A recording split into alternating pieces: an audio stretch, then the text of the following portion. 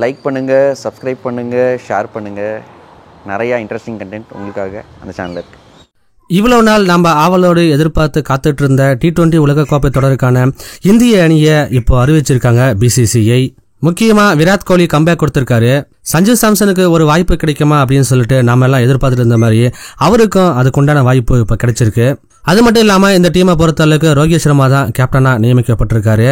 Okay friends, 2024 உலகக்கோப்பை T20 தொடருக்கான Indian team ஸ்குவாட்ல யாரெல்லாம் இடம் பிடிச்சிருக்காங்க அப்படிங்கறத இப்போ நம்ம டீட்டெயிலா பார்க்கலாம்.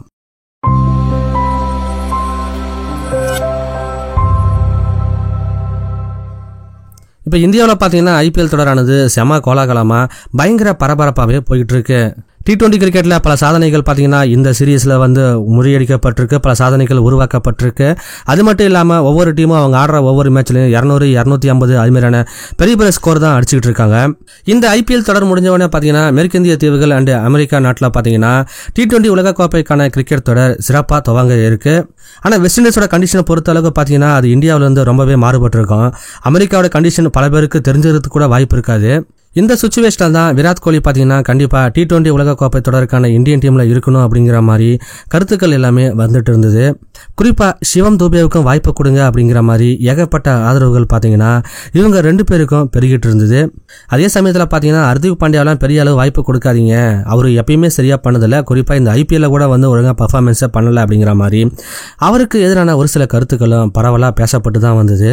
இவ்வளவு எதிர்பார்ப்பு அண்டு பரபரப்புக்கு மத்தியில தான் இப்போ T20 உலகக்கோப்பை தொடருக்கான இந்திய அணியை அதிகாரப்பூர்வமாக அறிவிச்சிருக்காங்க BCCI.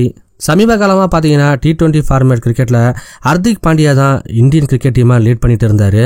இருந்தாலும் கூட 2023 50 ஓவர் கிரிக்கெட் தொடரில் ரோஹித் சர்மாவுடைய கேப்டன்சி பற்றி கட்டாயம் சொல்லியே ஆகணும். அது மட்டும் இல்லாமல் ஒரு பேட்ஸ்மேனா ஓப்பனிங்கில் அவர் கொடுத்த அந்த கான்ட்ரிபியூஷன் பார்த்தீங்கன்னா இந்திய அணிக்கு ஒரு நல்ல ஸ்டார்ட்டை கொடுத்தது, ப்ளஸ் ஒரு கான்ஃபிடன்ஸையும் கொடுத்தது அப்படின்னு தான் சொல்லணும். அது மட்டும் இல்லாமல் விராட் கோலியும் பயங்கரமாகவே பர்ஃபார்ம் பண்ணியிருப்பாரு. சச்சினோடைய சாதனைகள் எல்லாமே முறியடிச்சு காட்டியிருப்பாரு. அதையும் தாண்டி இப்போ நடந்துகிட்டு இருக்கக்கூடிய IPL தொடர்லையுமே பார்த்தீங்கன்னா ரெண்டு பேருமே செஞ்சுரி எல்லாம் அடிச்சு சிறப்பாகவே விளையாடிட்டு இருக்காங்க.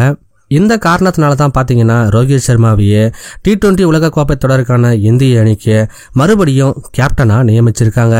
ஸோ ஓப்பனராக ரோஹித் சர்மா களமிறங்கிறது உறுதியாகி இருக்கக்கூடிய சுச்சுவேஷனில் அவர் கூட பார்த்தீங்கன்னா இன்னொரு ஓப்பனராக யசஸ்வி ஜெய்ஸ்வாலும், 3வது இடத்துல விராட் கோலியும், 4வது இடத்துல சூரியகுமார் யாதவும் களமிறங்குவாங்க அப்படின்னு சொல்லிட்டு ஏற்கனவே சொல்லப்பட்டிருந்தது.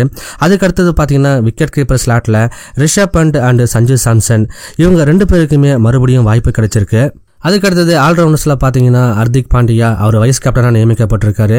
அவருக்கு அடுத்தது CSKவில் கலக்கிட்டு இருந்த சிவம் தூபேவுக்கும் அணியில் வாய்ப்பு கிடைச்சிருக்கு.